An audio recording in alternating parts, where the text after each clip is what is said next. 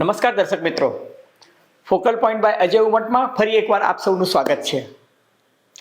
લોકસભામાં વિપક્ષી નેતા રાહુલ ગાંધીએ વડાપ્રધાન નરેન્દ્ર મોદીને પડકાર ફેંકતા કહ્યું હતું કે આપકો હમ ગુજરાત મેં આકે હરાએંગે. આજે અમદાવાદમાં આવીને રાહુલ ગાંધીએ એ વાતનો પુનરોચ્ચાર કરતા કહ્યું છે કે અયોધ્યા મેં હરાયા થા, અબ ગુજરાત મેં ભી હરાએંગે. શું આપ માનો છો કે ખરેખર કોંગ્રેસ પાર્ટી ગુજરાતમાં ભારતીય જનતા પાર્ટીને 2027ની વિધાનસભા ચૂંટણીમાં હરાવી શકે? રાહુલ ગાંધીની ગુજરાત મુલાકાતનું પ્રયોજન શું હોઈ શકે? કારણ કે 2027 વિધાનસભાની ચૂંટણીને હવે લગભગ 3 વર્ષની વાર છે અને એ પહેલાં આવનારા 3 મહિનામાં તમે જુઓ તો મહારાષ્ટ્ર, ઝારખંડ, ત્યારબાદ હરિયાણા, પછી બિહાર અને દિલ્હી, આ 6 મહત્વના રાજ્યોની વિધાનસભા ચૂંટણી આવી રહી છે. ત્યારે એ બધું છોડીને રાહુલ ગાંધી ગુજરાતમાં આવીને વિધાનસભા ચૂંટણી જીતવાની વાત શા માટે કરી રહ્યા છે? બીજું કે ગુજરાતને અગ્રતા શા માટે, અને શું ખરેખર રાહુલ ગાંધીએ આજે જે વાત કરી કે તમે અમારી ઓફિસ તોડી છે, અમે તમારી સરકાર તોડીશું, પરંતુ સાથોસાથ એમણે એવો પણ સંકેત આપ્યો છે કે પ્રિયંકા ગાંધી આવનારા દિવસોમાં ગુજરાતના પ્રભારી બનશે. અને હકીકતમાં 2027ની વિધાનસભાની ચૂંટણી 2029 લોકસભાની ચૂંટણી માટે ટ્રેલર સાબિત થશે. આ તમામ મુદ્દાઓની ચર્ચા આજે આપણે કરીશું ફોકલ પોઈન્ટ બાય અજય ઉમટમાં. પરંતુ એ પહેલાં મારી આપ સૌને નમ્ર વિનંતી છે કે જો આપને ફોકલ પોઈન્ટ બાય અજય ઉમટનો આ એપિસોડ ગમે તો મહેરબાની કરીને તમે એને લાઇક કરજો, શેર કરજો, સબસ્ક્રાઈબ કરજો. અને હા, આપ પોતે શું માનો છો? ખરેખર ગુજરાતમાં કોંગ્રેસ પાર્ટી ભારતીય જનતા પાર્ટીને હરાવી શકે, અથવા તો હરાવવા માટે શું કરી શકે, અને ભારતીય જનતા પાર્ટીની વળતી વ્યૂહરચના શું હોઈ શકે? આપની ટીકા, ટિપ્પણી, અવલોકનો અને સૂચનો અમને ચોક્કસ ગમશે.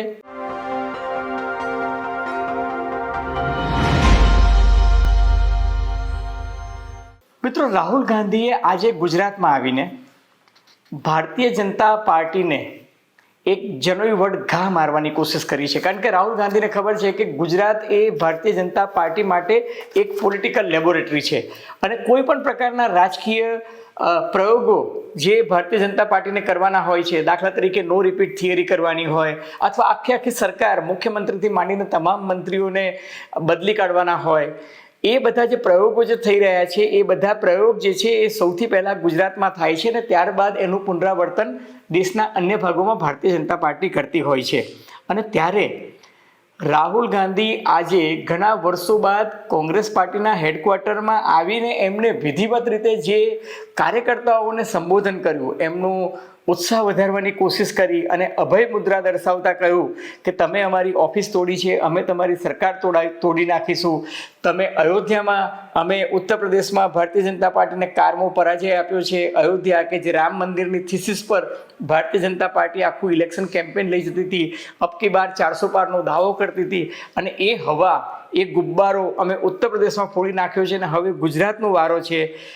એ વાત જે રાહુલ ગાંધી અતિશય આત્મવિશ્વાસથી કરતા હતા, તો એ ખરેખર અતિશય આત્મવિશ્વાસ હતો કે માત્ર એક અતિશયોક્તિ હતી?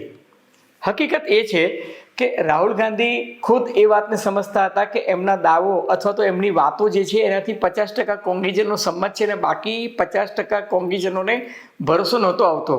એક અનુભવી નેતા તરીકે એમની એટલી વાત તો ખબર પડતી હતી કે ઓડિયન્સ જે છે એ સંપૂર્ણ રીતે એમની વાત સાથે સંમત નથી. અને ત્યારે એમણે કહ્યું કે કોંગ્રેસ પાર્ટીમાં ઘણી બધી નબળાઈઓ છે અને તેમણે એમ પણ કહ્યું કે મને એક ફીડબેક એવું મળ્યું છે કે કોંગ્રેસ પાર્ટીમાં 2 ટાઈપના ઘોડા છે, 2 પ્રકારના ઘોડા છે.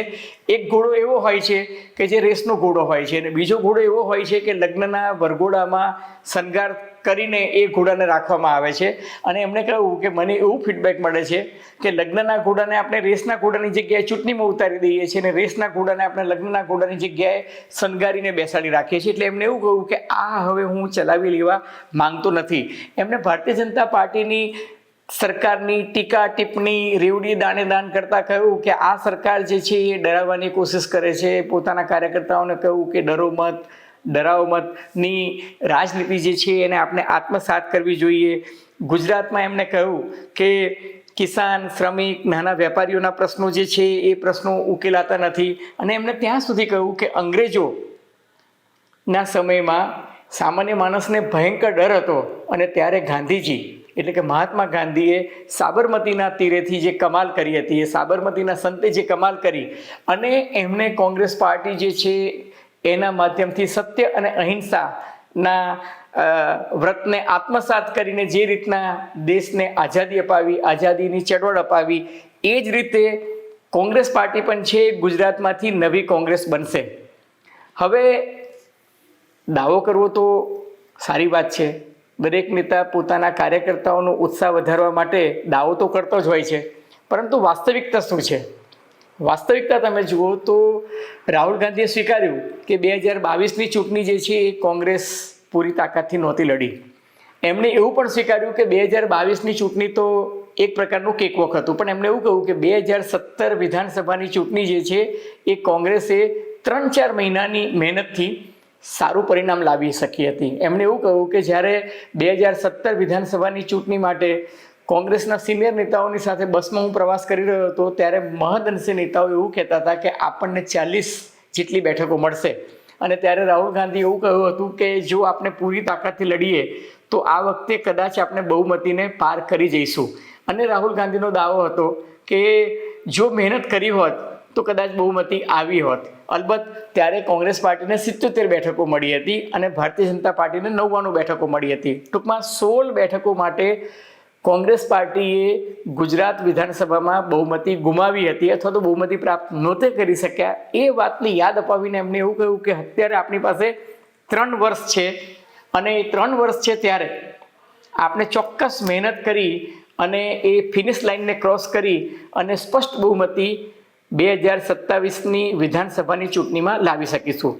હવે રાહુલ ગાંધીના દાવાને તમે 360 ડિગ્રી એનું એનાલિસિસ કરો તો આજની તારીખે વાસ્તવિકતા શું છે?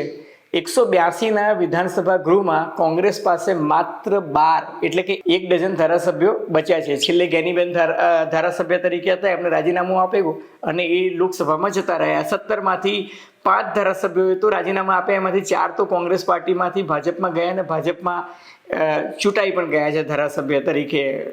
અર્જુનભાઈ મોઢવાડિયા છે, સીજે ચાવડા છે, ચિરાગભાઈ છે. એટલે કહેવાનું તાત્પર્ય એ છે કે ભારતીય જનતા પાર્ટીની સામે કોંગ્રેસ પાર્ટી પાસે અત્યારે માત્ર 12 ધારાસભ્યો છે. હવે તાર્કિક રીતે અથવા તો આંકડાશાસ્ત્રની દ્રષ્ટિએ તમે વિચારો તો 2017માં જે રાહુલ ગાંધી દાવો કરતા હતા કે ભાઈ 2017માં આપણે બહુમતીના લક્ષ્યાંકથી માત્ર 16 બેઠક પાછળ હતા, તો 2017માં ભારતીય જનતા પાર્ટીને વિધાનસભાની ચૂંટણીમાં 49.05% મતો મળ્યા હતા, જ્યારે કોંગ્રેસ પાર્ટીને 41.44, એટલે લગભગ 8% ડિફરન્સ 2017 વિધાનસભામાં હતો. 2019 લોકસભાની ચૂંટણીની હું વાત કરું તો ભારતીય જનતા પાર્ટીને 62.21% અને કોંગ્રેસને 32.11% મતો મળ્યા હતા. 2022 વિધાનસભાની વાત કરું તો ભારતીય જનતા પાર્ટીને 52.50% મતો મળ્યા હતા, જ્યારે કોંગ્રેસને માત્ર 27.28% અને આમ આદમી પાર્ટી કે જે પહેલી વખત ગુજરાતના રાજકારણમાં સક્રિય રીતે ચૂંટણી લડી હતી અને એને કારણે એને રાષ્ટ્રીય પક્ષનો દરજ્જો પણ મળ્યો, એને 12.92%. હવે કોંગ્રેસના 27.28% અને આમ આદમી પાર્ટીના 12%નો પણ સરવાળો હું કરું તો 40 સમથિંગ થાય છે. એનો અર્થ એ કે 2022 વિધાનસભાની ચૂંટણીના પરિણામ પણ જોવું તો લગભગ 12%નો ડિફરન્સ, 12.5%નો ડિફરન્સ ભાજપ અને વિપક્ષ વચ્ચે જોવા મળે છે. એનો અર્થ એ કે તમારે જો વિધાનસભાની ચૂંટણી સ્પષ્ટ બહુમતીથી જીતવી હોય તો તમારી પાસે લગભગ 6.5 થી 7%નો સ્વિંગ હોવો જોઈએ, જે બહુ સરળ દેખાતો નથી. અને 2024 લોકસભાની તાજેતરની ચૂંટણીના પરિણામોની હું ચર્ચા કરું તો ટકાવારીની દ્રષ્ટિએ ભારતીય જનતા પાર્ટીને 61.86% મતો મળ્યા હતા, જ્યારે કોંગ્રેસ પાર્ટીને, કારણ કે ઇન્ડિયા ગઠબંધનની વાત કરું તો 31.44%, એટલે લગભગ કોંગ્રેસ કરતાં ભારતીય જનતા પાર્ટીને લગભગ ડબલ 31%થી 61.86 એટલે ઓલમોસ્ટ 62% ડબલ મતો જે છે એમને મળ્યા છે.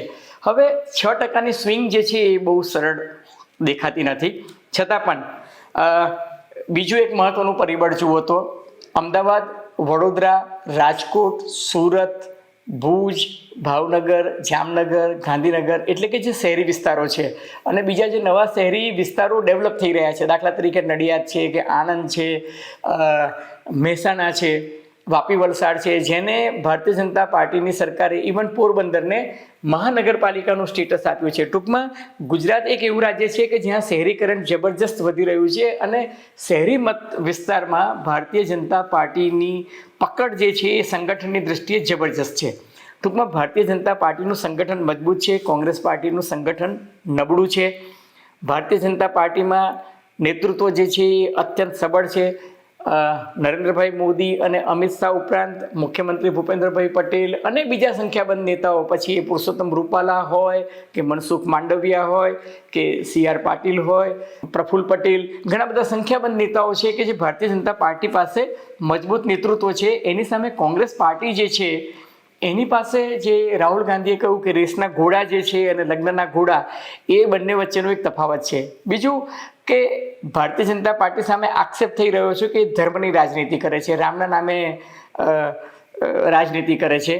તો સામે કોંગ્રેસ પક્ષ સામે પણ એવો આક્ષેપ થઈ રહ્યો છે કે કોંગ્રેસ જ્ઞાતિવાદનું પત્તું ખીલી રહ્યું છે. ટૂંકમાં મંડળ અને કમંડલની રાજનીતિ જે છે એની વાત ચાલી રહી છે. હવે કોંગ્રેસ પાર્ટી ઓફ લેટ મને એવું લાગે છે કે ગાંધીજી અને આંબેડકરની વાત જે રીતના કરી રહી છે એ જોતા ક્ષત્રિયોની નારાજગી છે. મુસ્લિમ મતબેંક જે છે એ લોકસભાની ચૂંટણીમાં કોંગ્રેસ પાર્ટીની તરફેણમાં અથવા તો ઇન્ડિયા ગઠબંધનની તરફેણમાં એકી ઝાટકે આવી ગઈ છે. અને તમે જુઓ કે ઉત્તર પ્રદેશમાં બેનજી માયાવતી હોય કે ઓવેસીની પાર્ટી જે છે એનો કરુણ પ્રકાશ થયો છે. એનો અર્થ એ કે મુસ્લિમો સોલિડ ફોર્સ તરીકે કોંગ્રેસની સાથે રહ્યા છે. એટલે ક્યાંક એક એવો પણ પ્રયાસ થઈ રહ્યો છે કે ક્ષત્રિય અને મુસ્લિમ સાથે રહે તો ખામ થિયરીને રિવાઇવ કરી શકાય કે કેમ. અને એટલે જ રાહુલ ગાંધીની સ્પીચમાં અને સ્પીચ પછી જે નજીકના કોર સર્કલમાં વાત કરતા એમણે કહ્યું કે પ્રિયંકા કો ભી મેં યહાં લાઉંગા, એનો અર્થ એવો થાય છે, જે નજીકના સોર્સિસ સાથે મને જે માહિતી મળી છે કે પ્રિયંકા ગાંધીને અંબાજીથી ઉમરગામ સુધીના આદિવાસી બેલ્ટમાં મહિલાઓ સાથે નુક્કડ સભા, ચોપાલ સભા અને સંવાદ સાધવાની કામગીરી સોંપી શકાય એમ છે. કારણ કે જો ઉમરગામથી ચાલુ કરો તો ઉમરગામથી કે વાપી, વલસાડ, નવસારી, સુરતનો વ્યારા વાળો જે બેલ્ટ છે ત્યાંથી લઈને ઠેક જંબુસર સુધી આખો કોળી અને દરિયાખેડુનો જે બેલ્ટ છે ને ત્યાંથી તમે આવો તો ભરૂચ, વાગરા અને ત્યાંથી તમે નર્મદા જિલ્લો, નર્મદાથી તમે છોટાઉદેપુર જિલ્લો, છોટાઉદેપુરથી તમે વડોદરા રૂરલમાં આવો અને ત્યાંથી તમે પંચમહાલને ટચ કરો અને પંચમહાલ, સંતરામપુર, દાહોદ અને દાહોદથી પછી ઉપર તમે આવો તો સાબરકાંઠા, બનાસકાંઠા, અંબાજીવાળો જે આખો પૂર્વ પટ્ટી આદિવાસી વિસ્તાર જે કહી શકાય, એ આદિવાસી વિસ્તારમાં કોંગ્રેસ પાર્ટીને રિવાઇવ કરવા માટે એવું લાગી રહ્યું છે કે રાહુલ ગાંધી કદાચ પ્રિયંકા ગાંધીને મેદાનમાં ઉતારે. સાથોસાથ દલિત મતો મેળવવા માટે જિગ્નેશ મેવાની જે છે એને થોડા વધુ સક્રિય બનાવવામાં આવે. દાખલા તરીકે પાટણની બેઠક જે છે એ કોંગ્રેસ પાર્ટી થોડા મતોથી હારી ગઈ, પણ જિગ્નેશ મેવાનીનું પરફોર્મન્સ પોતાના વડગામ મત વિસ્તારમાં જબરજસ્ત હતું. ત્યાંથી લગભગ 42,000ની લીડ એને મળી. પણ કોંગ્રેસને ખાટલે ખોડ ક્યાં છે?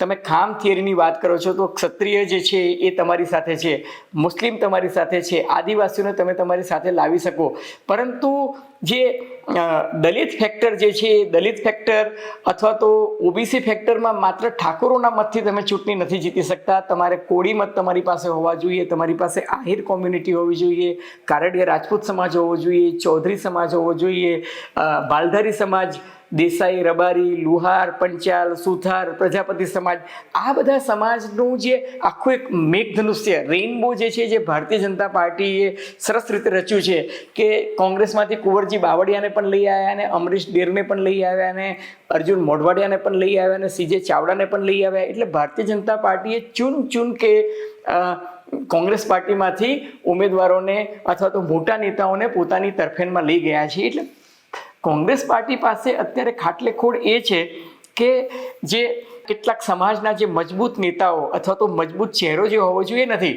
શક્તિસિંહ ગોહિલ છે, અમિતભાઈ ચાવડા છે, પરેશ ધાનાણી છે, સિદ્ધાર્થભાઈ પટેલ છે, લાલજીભાઈ છે, ભરત સોલંકી, જગદીશ ઠાકોર, આ બધા અગ્રણી નેતાઓ છે અને પોતપોતાના ક્ષેત્રમાં એમનો પ્રભાવ છે.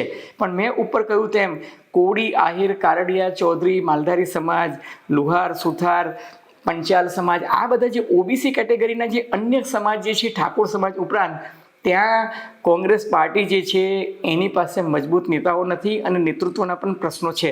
સાથોસાથ booth management, micro planning, money power, જે ભારતીય જનતા પાર્ટી પાસે છે ત્યાં કોંગ્રેસ પાર્ટી નબળી પડતી દેખાય છે. હવે રાહુલ ગાંધીએ સડકથી સંસદ તકની જે વાત કરી છે અને આગામી ઓગસ્ટ મહિનામાં ગુજરાતમાં કોંગ્રેસ પાર્ટી એક ન્યાય યાત્રા કાઢવા જઈ રહી છે. પહેલાં અમદાવાદથી ગાંધીનગરની ન્યાય યાત્રાની વાત હતી અને ત્યારબાદ એવું નક્કી થયું છે કે ગુજરાતમાં જેટલી પણ ડિઝાસ્ટર થયા છે એના પીડિતોના પરિવારોને સાથે રાખીને એક ન્યાય યાત્રા ઓગસ્ટ મહિનામાં, ઓગસ્ટ ક્રાંતિનો મહિનો છે એટલે ઓગસ્ટ મહિનામાં કાઢવાની વાત ચાલી રહી છે કે રાજકોટથી મોરબી, મોરબીથી વડોદરામાં હરની અને પછી હરની બહુ ટ્રેજેડી થઈ ત્યાંથી લઈને તક્ષશિલા. એટલે એ આખી વાત જે છે એ કરવાની જે રીતના રાહુલ કહી રહ્યા છે કે 30 વર્ષથી કોંગ્રેસ પાર્ટીના કાર્યકર્તાઓએ સત્તા જોઈ નથી અને છતાં પણ હજુ પણ ગુજરાતમાં કોંગ્રેસ પાર્ટીનું સંગઠન જે છે એ ભાંગ્યું તોય ભરૂચ એટલે કે છે એમાં કોઈ જ ઇનકાર કરી શકતું નથી. એ સંજોગોમાં તમે જુઓ તો રાહુલનું લક્ષ્યાંક એવું લાગે છે કે ઉત્તર પ્રદેશમાં જે રીતને ભારતીય જનતા પાર્ટીના ગઢમાં ગાબડું પાડ્યું અને જે ભારતીય જનતા પાર્ટી 80માંથી 74 બેઠકો 2014માં જીતી હતી અને 62+2 64 બેઠકો 2019માં જીતી હતી ને ત્યાં આ વખતે એટલો બધો કરુણ પ્રકાશ થયો કે ભાજપને માત્ર 33 બેઠકો મળી. તો જો ઉત્તર પ્રદેશની હિન્દુત્વની જે પીચ છે ત્યાં ગાબડું પડી શકે તો ભારતીય જનતા પાર્ટીનું ડીએનએ તો ગુજરાત છે. એમણે કહ્યું કે અયોધ્યાની યાત્રા જે છે એ સોમનાથથી નીકળી હતી એટલે સોમનાથથી અયોધ્યા તક એટલે ગુજરાત જે છે એ પોલિટિકલ લેબોરેટરી છે અને ગુજરાતના ગઢમાં જો ગાબડું પાડીએ તો નવી કોંગ્રેસ જે છે એની કલ્પના સાકાર થાય અને એટલા માટે કહી પે નિગાહે કહી પે નિશાના.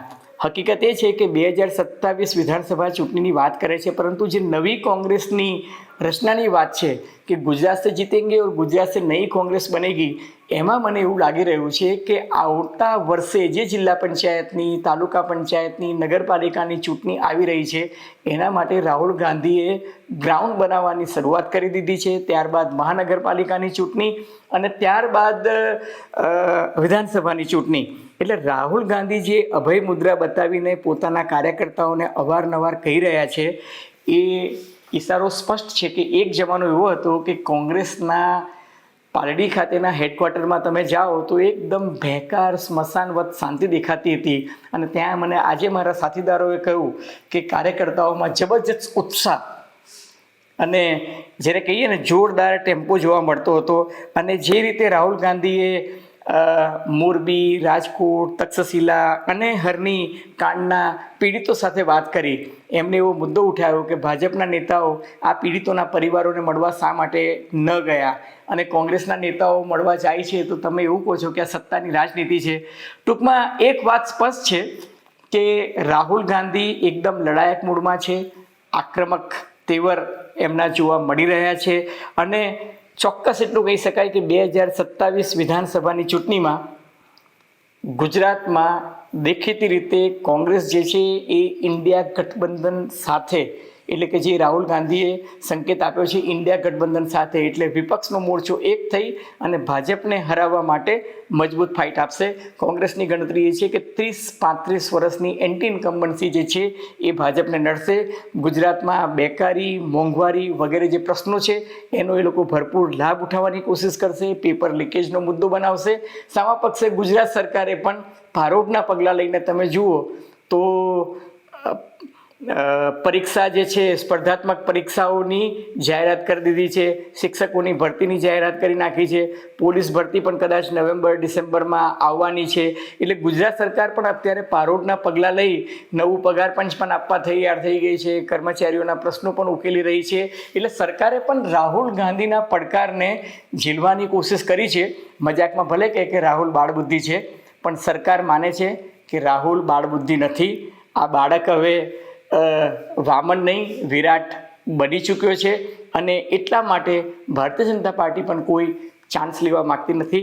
ટૂંકમાં વાતનો સાર એ કે 2027 વિધાનસભાની ચૂંટણી પહેલાં ગુજરાતમાં કોંગ્રેસ પાર્ટી દેખીતી રીતે અત્યંત આક્રમક વલણ અખત્યાર કરશે અને 2027 વિધાનસભાની ચૂંટણી દેશમાં 2029ની લોકસભા ચૂંટણી માટે એક ટ્રેલર પુરવાર થશે. તો મિત્રો આ હતી આજની રાહુલ ગાંધીની મુલાકાતની એક એનાલિસિસની કોશિશ. આપને નવ ગુજરાત સમય અને અમદાવાદ મિરરના સથવારે ફોકલ પોઈન્ટ બાય અજય ઉમટનો આ એપિસોડ કેવો લાગ્યો? જો તમને ગમ્યો હોય તો એને ચોક્કસ લાઈક કરજો, શેર કરજો, સબસ્ક્રાઈબ કરજો. અને હા, આપ શું માનો છો કે આવનારા દિવસોમાં કોંગ્રેસ ખરેખર સક્રિય થશે કે પછી એક જમાનામાં દિલ્હીમાં કોંગ્રેસનું રાજકારણ માત્ર અહેમદભાઈ પટેલ કેન્દ્રીય હતું એવું જ માત્ર વ્યક્તિ કેન્દ્રીય થઈ જશે અને ટેબલ પોલિટિક્સ વધારે રચાશે અને ગુજરાતની વાતો માત્ર ડિઝાસ્ટર થાય ત્યારે ઉડતી મુલાકાત પૂરતું જ મર્યાદિત થશે? આપની ટીકા ટિપ્પણી અમને ગમશે. ધન્યવાદ, ખૂબ ખૂબ આભાર.